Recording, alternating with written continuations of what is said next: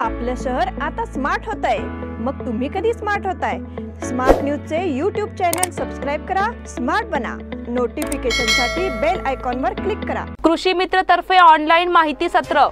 कैलासवासी श्रीमती सुमती बाळासाहेब पाटील यांच्या प्रथम स्मृती दिनानिमित्त कृषी मित्र शेतकरी उत्पादक कंपनीतर्फे माहिती शंका व समाधान सत्र आयोजित करण्यात आले आहे।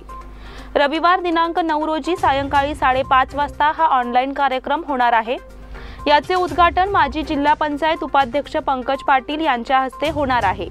झूम ॲपच्या माध्यमातून होणाऱ्या या सत्रामध्ये ॲप डाउनलोड करून दिलेल्या लिंकवर क्लिक करून जॉईन व्हावे असे आवाहन करण्यात येत आहे। नमस्कार, मी अनुजा पाटील स्मार्ट न्यूजच्या आजच्या बुलेटिनमध्ये आपले स्वागत करते। बुलेटिनच्या सुरुवातीलाच एक विशेष बातमी। 5 राज्यातील निवडणुकांची घोषणा। देशातील 5 राज्यांमध्ये विधानसभा निवडणुका घेण्यासाठी निवडणूक आयोगाने सूचना केली आहे। 5 राज्यातील एकूण 690 मतदारसंघात निवडणुका होतील। यापैकी गोव्यातले 40, मणिपूरमधील 60, पंजाबमधील 170, उत्तराखंडमधील 70 आणि उत्तर प्रदेशमधील 403 निवडणुकांचा समावेश आहे। आता एक नजर आजच्या ठळक घडामोडींवर।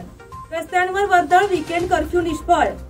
कोरोनाची तिसरी लाट धोकादायक बनत आहे। भारताने पूर्ण केला 150 कोटी लसीकरणाचा टप्पा। नियंत्रित शुल्कासह 50% जागा राखीव ठेवण्याची खासगी रुग्णालयांना सूचना। गोव्यातून रेल्वेने येणाऱ्यांना आता RT-PCRची सक्ती। मुत्रामट्टी प्राणी संग्रहालयात अस्वलाची पिल्ले दाखल। माजी आमदार संजय पाटील यांना कोरोनाची लागण। रेल्वे ट्रॅक खालून गटार नेण्यास मंजुरी। होनिहाळ प्राथमिक मराठी शाळेत स्मार्ट बोर्डचे वितरण। हिमल फाउंडेशनच्या वतीने सिंधुताई सपकाळ यांना श्रद्धांजलि। रंगोली के सप्तरंगों में खुशियों के दीप चमकाए, आराधना के साथ अपनी दिवाली मनाए। कपड़ों की दुनिया में एक भरोसेमंद और गुणवत्तापूर्ण नाम आराधना। गृहलक्ष्मी की सुंदरता की पहचान है साड़ी। घर की औरत का रुबाब और संस्कृति की देन है साड़ी।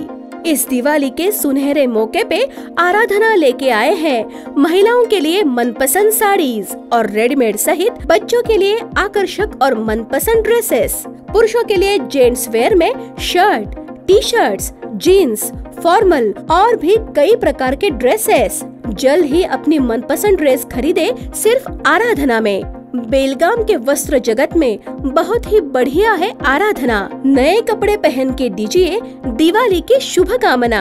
आराधना, मारुती गली, बेलगाम। आणि आता पाहूयात सविस्तर बातम्या। कोरोनाच्या नियंत्रणासाठी प्रशासनाने वीकेंड कर्फ्यू लागू केला आहे। मात्र या नियमांमुळे नेमके काय साधले जाणार याबद्दल प्रश्नचिन्ह उभे ठाकले आहे। फक्त शैक्षणिक संस्था आणि बाजारपेठेतील दुकाने वगळता अन्य व्यवहार नियमित सुरू ठेवण्याचे धोरण कोरोनाला खरोखरीच नियंत्रणात आणू शकेल का याबद्दल पुन्हा एकदा विचार करण्याची वेळ आली असल्याची प्रतिक्रिया उमटली आहे। एकीकडे सरकारने कोरोना नियंत्रणासाठी व्यापक जागृती मोहीम राबवली आहे, मात्र दुसरीकडे या मोहिमेचा बोजवारा उडत असल्याचे चित्र दिसून येत आहे। अत्यावश्यक सेवा, कारखाने, इतर उद्योग, बस सेवा, रिक्षा सेवा नियमित सुरू ठेवण्याची व्यवस्था करण्यात आली होती, त्यामुळे या व्यावसायिकांना दिलासा मिळाला। मात्र दुसरीकडे या सेवांचा लाभ घेण्यासाठी नागरिकांनी कारणाशिवाय बाहेर पडू नये अशी दुंडकेशाही देखील करण्यात आली। यामधून कुणाला लाभ मिळाला असे विचारण्यात येऊ लागले आहे। शनिवारी सकाळपासून शहरातील व्यवहार थंडावले होते, मात्र अत्यावश्यक सेवांचे कारण असल्यामुळे नागरिकांची ये-जा सुरूच होती। शहरातील प्रमुख चौकांमधून वर्दळीचे चित्र दिसून येत होते, त्यामुळे वीकेंड कर्फ्यू हा ठराविक घटकांसाठीच आवश्यक असल्याची चर्चा सुरू होती। कोरोनाचे संकट कसे नियंत्रणात आणता येईल याची जाणीव आणि प्रत्यक्ष कार्यवाही यामधील तफावत या निर्णयामुळे सामोरी आली आहे। यापूर्वी देखील अनेक वेळा वीकेंड कर्फ्यू किंवा लॉकडाऊन यांच्या अंमलबजावणीमुळे कोरोना नियंत्रणात अपयश आले आहे। सरकारच्या अधिवेशनाचा सोहळा गर्दीच्या उपस्थितीत पार पडला होता। त्याचबरोबर नुकत्याच झालेल्या विधान परिषद निवडणुकांसाठी गावोगावी संचार करताना कोरोनाचे भय दूर पळाले होते। आता अनेक निर्बंध लागू करण्याची वेळ आल्यामुळे हे नियम लादले जात आहेत का असा प्रश्न उपस्थित झाला आहे। कष्टकरी आणि श्रमजीवी वर्गाला राबून खाण्याऐवजी दुसरा पर्याय नाही, मात्र सरकारच्या मनमानी निर्णयामुळे सर्वात मोठा फटका याच वर्गाला बसू लागल्याचे दिसून येत आहे। कोरोनाची तिसरी लाट धोकादायक बनते आहे. देशात कोरोना बाधितांची संख्या झपाट्याने वाढत आहे. शनिवारी गेल्या 24 तासात 1,40,000हून अधिक नवीन रुग्णांचा आकडा समोर आला आहे. 7 महिन्यानंतर सलग दुसऱ्या दिवशी 1 लाखाहून अधिक नवीन रुग्ण आढळले आहेत. शुक्रवारी रात्री उशिरा 1,41,525 नवीन कोरोना बाधितांची नोंद झाली आहे. याआधी शुक्रवारी 1,17,000 नवीन कोरोना बाधितांची नोंद करण्यात आली होती. देशात 28 डिसेंबर पासून प्रकरणांमध्ये वाढ होत आहे. या 11 दिवसात दररोज 20% अधिक नवीन प्रकरणे समोर आली आहेत. तर यातील 4 दिवसात कोरोनाच्या नवीन रुग्णांची वाढ 40%हून अधिक आहे. देशात गेल्या 24 तासात कोरोना विषाणूचे 1,41,525 नवीन रुग्ण आढळले आहेत. याच वेळी 285 लोकांचा मृत्यू झाला. आतापर्यंत देशात कोरोनाच्या ओमायक्रॉन बाधितांची 3,071 प्रकरणे समोर आली आहेत. केंद्रीय आरोग्य मंत्रालयाने जारी केलेल्या आकडेवारीनुसार आता देशात सक्रिय रुग्णांची संख्या 4,72,169 झाली आहे. भारताने पूर्ण केला 150 कोटी लसीकरणाचा टप्पा. मागील वर्षी सुरू झालेली लसीकरण मोहीम कोरोनाच्या कालावधीत नागरिकांसाठी जीवनदायी ठरली आहे. या मोहिमेबद्दल झालेल्या प्रचंड चर्चा आणि अपप्रचार यांच्या प्रवाहानंतर देखील मोहीम सक्रिय राहिली. यामधून आता लसीकरणाचा 150 कोटींचा टप्पा यशस्वी झाला आहे. देशाने 150 कोटी लसीकरणाचा टप्पा पार केला. प्रभावी लसीकरण मोहीम देशातल्या प्रत्येक राज्यात, प्रत्येक जिल्ह्यात, प्रत्येक गावात राबविल्याने आपण हा टप्पा गाठू शकलो. याबद्दल पंतप्रधान नरेंद्र मोदींनी देशवासियांचे आभार तर मानलेच, पण त्यांना एक आवाहनही केलं आहे. पंतप्रधान मोदी आपल्या ट्विटमध्ये म्हणतात, लसीकरण आघाडीवर एक उल्लेखनीय दिवस. 150 कोटींचा टप्पा पार केल्याबद्दल आमच्या देशवासियांचे अभिनंदन. आमच्या लसीकरण मोहिमेमुळे अनेकांचे प्राण वाचले आहेत. मोदी पुढे म्हणाले, त्याच वेळी आपण सर्व कोविड-19 संबंधित प्रोटोकॉलचे पालन करत राहूया. लसीकरण मोहीम यशस्वी करण्यासाठी काम करणाऱ्या सर्वांचे भारत आभारी आहे. आम्ही आमचे डॉक्टर, शास्त्रज्ञ, नवोदित आणि लोकांचे लसीकरण करणाऱ्या आरोग्य सेवा कर्मचाऱ्यांचे आभार मानतो. मी सर्व पात्र नागरिकांना लस टोचून घेण्याचे आवाहन करतो. चला एकत्र कोविड-19चा सामना करूया, असे त्यांनी सांगितले.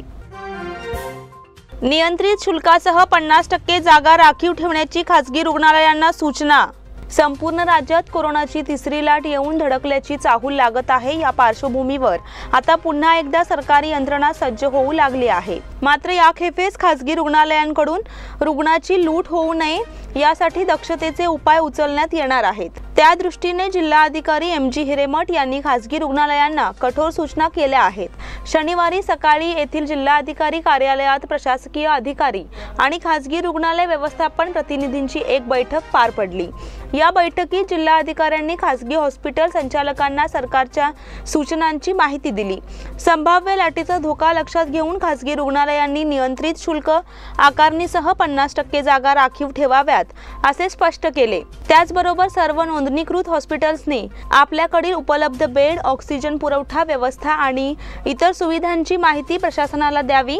त्याचबरोबर रुग्णवाहिका आणि इतर सेवा देण्याबाबत दक्ष राहावे अशा सूचना त्यांनी दिल्या. सरकारकडून निश्चित केलेल्या शुल्कापेक्षा अधिक आकारणी झाल्यास संबंधित हॉस्पिटलवर दंडात्मक कारवाई करण्याचा इशाराही त्यांनी दिला. बाल रुग्णांसाठी स्वतंत्र व्यवस्था करण्याची सूचनाही त्यांनी केली. बैठकीच्या वेळी जिल्हा आरोग्य व कुटुंब कल्याण अधिकारी डॉक्टर शशिकांत मुन्याळ आणि जिल्हा सर्वेक्षण अधिकारी डॉक्टर बाळकृष्ण तुक्कार यांनी देखील माहिती दिली. गोव्यातून रेल्वेने येणाऱ्यांना आता RT-PCR सक्ती. गोव्यातून रेल्वेने येणाऱ्या प्रवाशांसाठी RT-PCRचा निगेटिव्ह अहवाल सक्तीचा करण्यात आला आहे. याबाबत राज्य शासनाने 5 जानेवारीला काढलेल्या आदेशानुसार ही कार्यवाही करण्यात आल्याची माहिती रेल्वेचे जनसंपर्क अधिकारी अनिश हेगडे यांनी दिली. यापूर्वी गोवा राज्यातून कर्नाटकात येण्यासाठी कोणतेही निर्बंध नव्हते. गोवा राज्यातही आता कोरोनाचा संसर्ग वाढल्याने कर्नाटक शासनाने RT-PCR सक्तीचे करण्याचे आदेश रेल्वेच्या हुबळी विभागाला दिले आहेत. त्यानुसार गोव्याहून कर्नाटकात येणाऱ्या प्रवाशांसाठी 72 तासांच्या आतील RT-PCR निगेटिव्ह अहवाल सक्तीचा करण्यात आला आहे. रेल्वे कर्मचारी याची तपासणी करणार आहेत. नियमितपणे प्रवास करणाऱ्यांना मात्र 15 दिवसातून एकदा RT-PCR तपासणीला सामोरे जावे लागणार आहे. यामध्ये विद्यार्थी वर्ग, नोकरदार आणि व्यावसायिकांचा समावेश आहे. भुत्रामहट्टी प्राणी संग्रहालयात अस्वलाची पिल्ले दाखल। भुत्रामहट्टी येथील प्राणी संग्रहालयात शुक्रवारी म्हैसूर येथील प्राणी संग्रहालयातून 9 वर्षाची 2 अस्वलाची पिल्ले दाखल झाली असल्याची माहिती प्राणी संग्रहालयातून देण्यात आली आहे। गेल्या महिन्यात या प्राणी संग्रहालयातील नकुल नामक सिंहाचा मृत्यू झाला होता। 25 फेब्रुवारी 2021 रोजी बनेरगट्टा राष्ट्रीय नॅशनल पार्क मधून नकुल, कृष्ण व निरुपम नामक 11 वर्षीय 3 सिंह या प्राणी संग्रहालयात दाखल झाले होते। त्यापैकी एकाचा मृत्यू झाला आहे। 2 सिंह प्राणी संग्रहालयात आहेत। आता या प्राणी संग्रहालयात 2 अस्वलाची पिल्ले देखील दाखल झाली आहेत। या प्राणी संग्रहालयात हरिण, काळवीट, सांबर, सिंह, शहामृग, मगर, माकड, मोर, पांढऱ्या रंगाचा मोर आदी पशुपक्षी आहेत। त्याशिवाय लहान मुलांना खेळण्यासाठी उद्यानाची निर्मिती करण्यात आली आहे। तसेच महिला व पुरुषांकरिता स्वतंत्र स्वच्छतागृहाची सोय देखील आहे। पिण्याचे पाणीही उपलब्ध आहे। प्राणी व पक्षी पाहण्यासाठी शनिवार व रविवार या प्राणी संग्रहालयात गर्दी होत आहे। माजी आमदार संजय पाटील यांना कोरोनाची लागण। बेळगाव जिल्हा ग्रामीण भाजपचे अध्यक्ष माजी आमदार संजय पाटील यांना कोरोनाची लागण झाली आहे। मागील काही दिवसांपूर्वी त्यांनी झारखंड येथे प्रवास केला होता। तेथून परत आल्यानंतर त्यांची प्रकृती बिघडली होती। वैद्यकीय तपासणीनंतर त्यांना कोरोनाची लागण झाली आहे असे स्पष्ट झाले आहे। त्यांचा कोरोना अहवाल पॉझिटिव्ह आल्याने त्यांच्यावर उपचार सुरू करण्यात आले आहेत। त्याकरिता त्यांना कोल्हापूर येथे खासगी हॉस्पिटलमध्ये उपचारासाठी दाखल करण्यात आले आहे।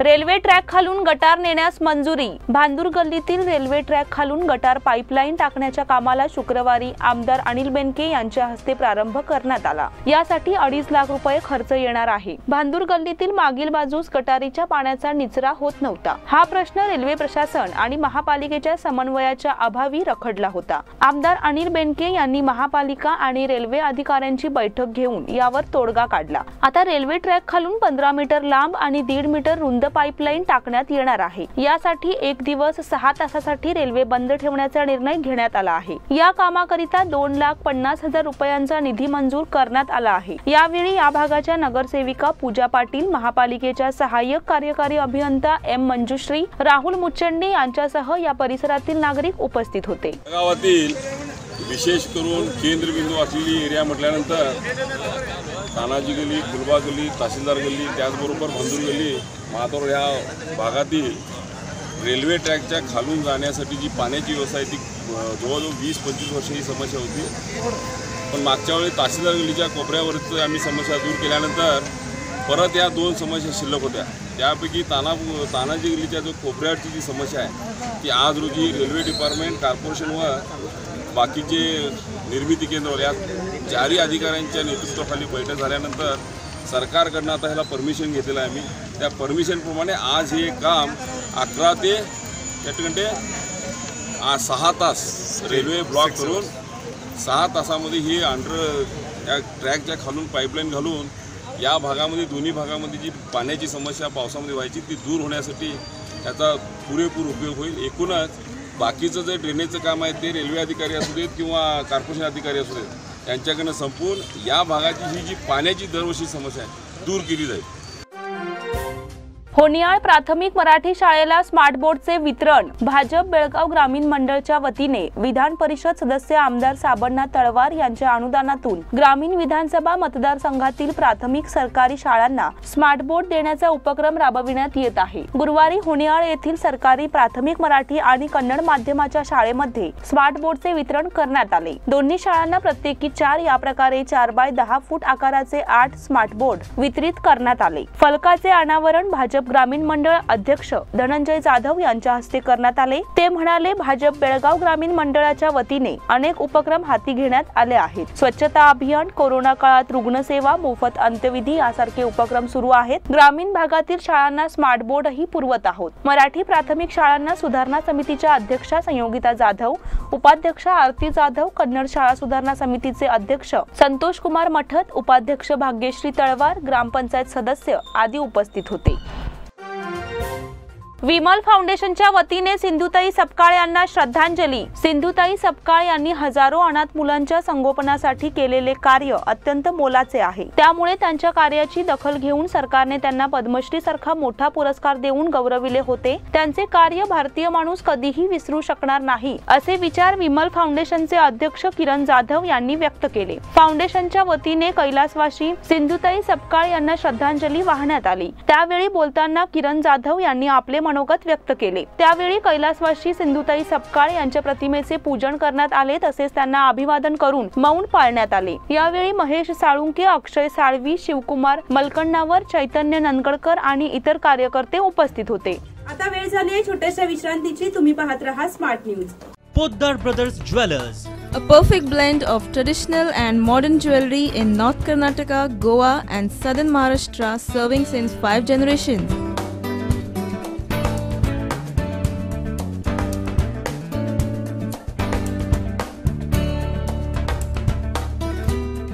exclusive gold, silver and platinum jewelry showroom.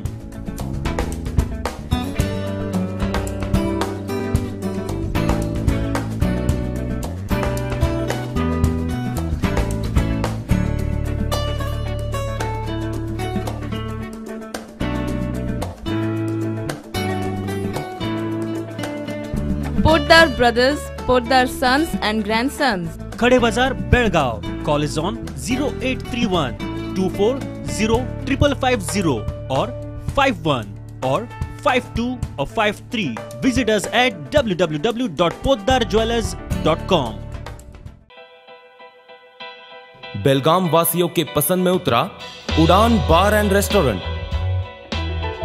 Social distancing का ख्याल रखते हुए हमारा स्टाफ देता है बेहतरीन सर्विस का विश्वास। यहां है पार्टी और फंक्शन के लिए 3 आलीशान हॉल, कारपोरेट डिनर मीटिंग के लिए 3 अलग कक्ष, आईपीएल मैच देखने के लिए 3 बड़े स्क्रीन की विशेष सुविधा।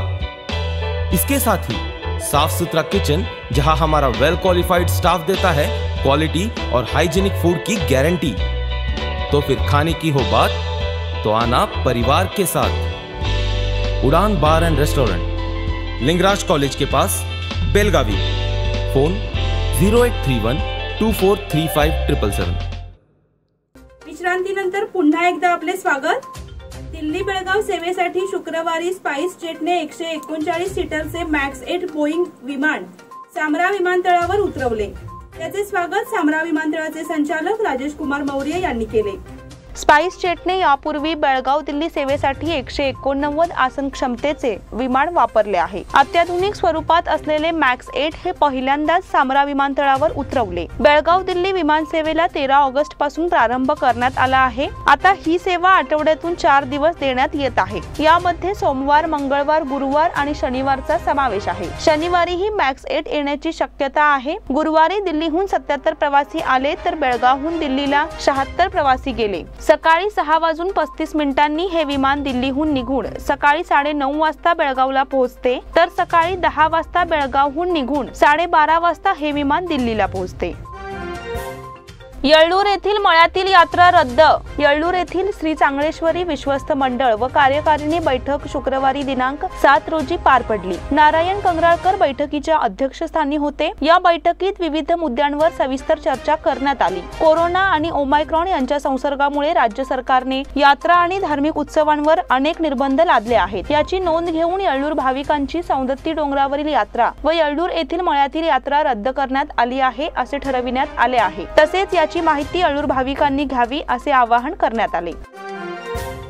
होसूर मराठी शाळा क्रमांक 8 मध्ये विशेष प्रशिक्षण संपन्न। होसूर येथील मराठी शाळा क्रमांक 8 मध्ये शाळा सुधारणा व व्यवस्थापन समितीचे प्रशिक्षण नुकतेच संपन्न झाले। या कार्यक्रमात नगरसेवक जयंत जाधव तसेच शाळा सुधारणा समिती सदस्यांचा सत्कार करण्यात आला। या कार्यक्रमात विविध विषयांवर मार्गदर्शन करण्यात आले। यावेळी शाळा सुधारणा समितीचे अध्यक्ष गिरीश नेसरेकर, उपाध्यक्ष रेखा हलगेकर, सरकारी बीएड कॉलेज मधील प्राध्यापक श्रीमती व्हीएल बेनकट्टी, डायट शिक्षण संस्थेच्या प्राध्यापक भारती दासोक आदी उपस्थित होते। त्यांनी यावेळी आपले विचार मांडले। मुलांच्या शिक्षणात शाळा आणि पालकांची भूमिका याबद्दल माहिती देण्यात आली। प्रशिक्षणासाठी उपस्थित असलेले मुख्याध्यापक SD पाखरे यांनी देखील मार्गदर्शन केले। कार्यक्रमाचे सूत्रसंचालन श्रीमती NP देसाई यांनी केले।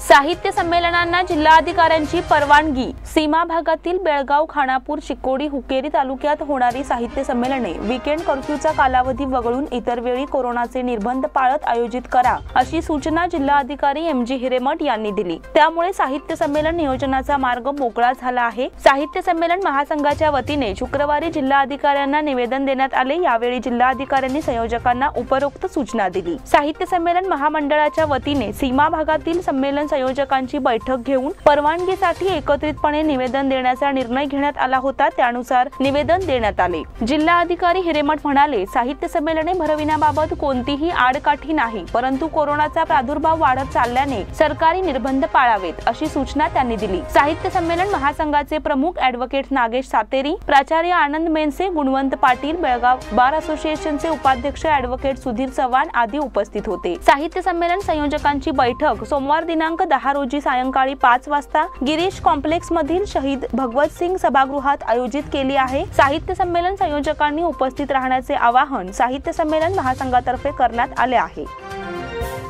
सौदलगा सरकारी मराठी शाळेत एक दिवसीय कार्यशाळा संपन्न। सौदलगा तालुका निप्पाणी येथील सरकारी मराठी मुलांच्या शाळेत शाळा अभिवृद्धी आणि देखभाल समितीची एक दिवसीय कार्यशाळा अगदी उत्साहात संपन्न झाली। प्रथमतः शिबिरार्थीच्या हस्ते वृक्षांना पाणी घालून उद्घाटन करण्यात आले। स्वागत अनिल शिंदे यांनी केले तर प्रास्ताविक मुख्याध्यापक धनंजय ढोबळे यांनी करून कार्यक्रमाचे महत्त्व पटवून सांगितले। यावेळी प्रशिक्षक संतोष पाटील, अश्विनी खोत, वीणा महेंद्रकर, अमिता कर्णुकर यांनी नवीन शैक्षणिक धोरण, विशेष गरजूवंत मुले, शाळाबाह्य मुलांना शाळेची आवड निर्माण करणे, परिसर स्वच्छता इत्यादी विषयांवर चर्चा करण्यात आली। या प्रसंगी सागर पोवार, संजय कुंभार, संजय पाटील, दत्तात्रय बोरगावे, शंकर कदम, अमर सुतार, अमृत चौगले, स्वाती किरळे, सुनीता चव्हाण, तबस्सुम मुल्ला आदी उपस्थित होते। मराठी तरुणांवरील गुन्हे मागे घेण्याची खानापूर तालुका व महाराष्ट्र एकीकरण युवा समितीची मागणी। बेंगळूर येथे शिवाजी महाराजांच्या पुतळ्याचा अवमान केल्याच्या निषेधार्थ शांततेने आंदोलन करणाऱ्या तसेच हलशी येथे संत बसवेश्वर महाराज यांच्या प्रतिमेच्या अवमान प्रकरणी पोलिसांनी निष्पाप मराठी तरुणांवर गंभीर गुन्हे दाखल केले आहेत। ते सर्व गुन्हे तातडीने मागे घेऊन या दोन्ही प्रकरणात अटक झालेल्या निष्पाप तरुणांची तात्काळ सुटका करावी अशा मागणीचे निवेदन खानापूर तालुका महाराष्ट्र एकीकरण समिती तसेच महाराष्ट्र एकीकरण युवा आघाडीच्या वतीने शुक्रवारी खानापूर तहसीलदारांना सादर करण्यात आले। सदर निवेदन खानापूर तालुका महाराष्ट्र एकीकरण समितीचे अध्यक्ष देवपन्ना गुरव आणि युवा आघाडीचे अध्यक्ष धनंजय पाटील यांनी सादर केले। निवेदनात म्हटले आहे की पोलिसांनी वास्तविक जे मुख्य आरोपी आहेत त्यांनाच अटक करणे गरजेचे होते, मात्र ते नामानिराळे राहून निष्पापांनाच अटक करण्यात आली आहे। निष्पाप लोकांना नाहक त्रास देणे योग्य नाही, तेव्हा तातडीने या सर्वांची सुटका करावी अशी मागणी करण्यात आली आहे। याचबरोबर हलशी येथे संत बसवेश्वर महाराज प्रतिमा विटंबन प्रकरणीही निष्पाप मराठी तरुणांवरच गुन्हे दाखल करण्यात आले आहेत। त्या सर्व तरुणांवर विनाकारण घालण्यात आलेले गंभीर गुन्हे तातडीने मागे घेऊन त्यांची सुटका करावी अशी निवेदनात मागणी करण्यात आली आहे। ग्रेड 2 तहसीलदार बिद्री यांनी निवेदनाचा स्वीकार करून ते वरिष्ठांकडे पाठविण्याचे आश्वासन दिले। निवेदन देताना मारुती परमेकर, जगन्नाथ बिर्जे, PH पाटील, गोपाळ पाटील व कार्यकर्ते उपस्थित होते।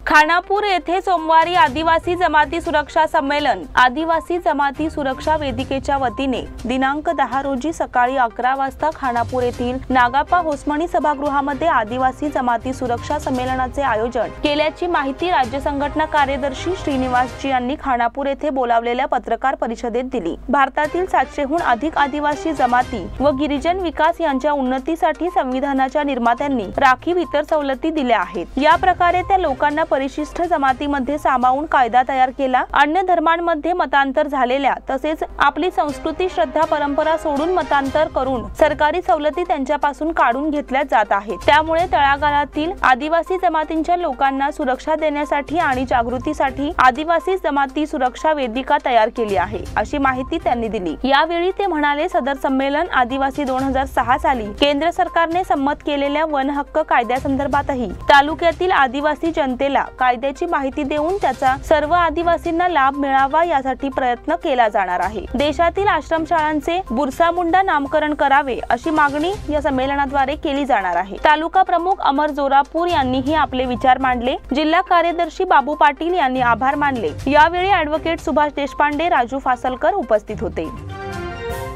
बेळगाव खानापूर तालुक्यात उद्या वीज पुरवठा नाही. बेळगाव व खानापूर तालुक्यात रविवार दिनांक 9 रोजी हेस्कॉम दुरुस्तीचे काम हाती घेणार असल्याने सकाळी 11 ते सायंकाळी 6 पर्यंत वीज पुरवठा खंडित करण्यात येणार असल्याची माहिती हेस्कॉमने पत्रक काढून कळविली आहे. बेळगाव शहरातील उद्यमबाग, औद्योगिक वसाहत, खानापूर रोड, गुरुप्रसाद कॉलनी, राणी चन्नम्मा नगर, 3रे railway gate, Vasant Vihar, Subhash colony, उत्सव हॉटेल, अशोक नगर, GIT, देवेंद्र नगर, महावीर नगर, जैतनमाळ, भवानी नगर, मंडोळी रोड येथे विद्युत पुरवठा होणार नाही. बेळगाव तालुक्यात झाडशहापूर, देसूर, बाळगमट्टी, कट्टलवाडी, जानेवाडी, कर्ले, किणये, संती बसवाड व खानापूर तालुक्यात कुसमळी, बैलूर, मोरब, जांबोटी, कालमणी, चिखले, कणकुंबी, गवसे, चोरला या भागात वीज पुरवठा खंडित होणार आहे.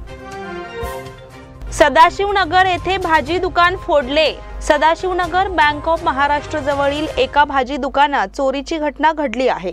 15 दिवसांपूर्वी या परिसरातील 3 दुकाने फोडल्याची घटना ताजी असतानाच याच परिसरात पुन्हा चोरी झाली आहे. चोरट्यांनी सुमारे 10,000चा माल पळविला आहे. अन्नपूर्णा भाजी दुकानात चोरीची घटना घडली आहे. भाजी बरोबरच या दुकानात किराणा मालाचीही विक्री होते. छतावरील सिमेंटचे पत्रे तोडून चोरट्यांनी दुकानात प्रवेश केला आहे. गल्ल्यातील सुमारे 2,000हून अधिक चिल्लर रक्कम, तेलाचे डबे, पीठ आदी साहित्य पळविले आहे. नेहमीप्रमाणे दीपक लांडे हे शुक्रवारी सकाळी दुकान उघडण्यासाठी आले. त्यावेळी चोरीचा प्रकार उघडकीस आला. याच दुकानात यापूर्वी 2 वेळा चोऱ्या झाल्या आहेत. एकाही चोरीचा तपास लागला नाही. तोच तिसऱ्यांदा हे दुकान फोडण्यात आल्याचे उघडकीस आले. यासंबंधी APMC पोलीस स्थानकांशी संपर्क साधला असता फिर्याद दाखल झाली नसल्याचे पोलिसांनी सांगितले. भाग्यनगर येथील तरुणीची गळफास घेऊन आत्महत्या. साईनाथ कॉलनी, भाग्यनगर, 9वा क्रॉस येथील एका तरुणीने राहत्या घरी गळफास घेऊन आत्महत्या केल्याची घटना शुक्रवारी दुपारी घडली आहे.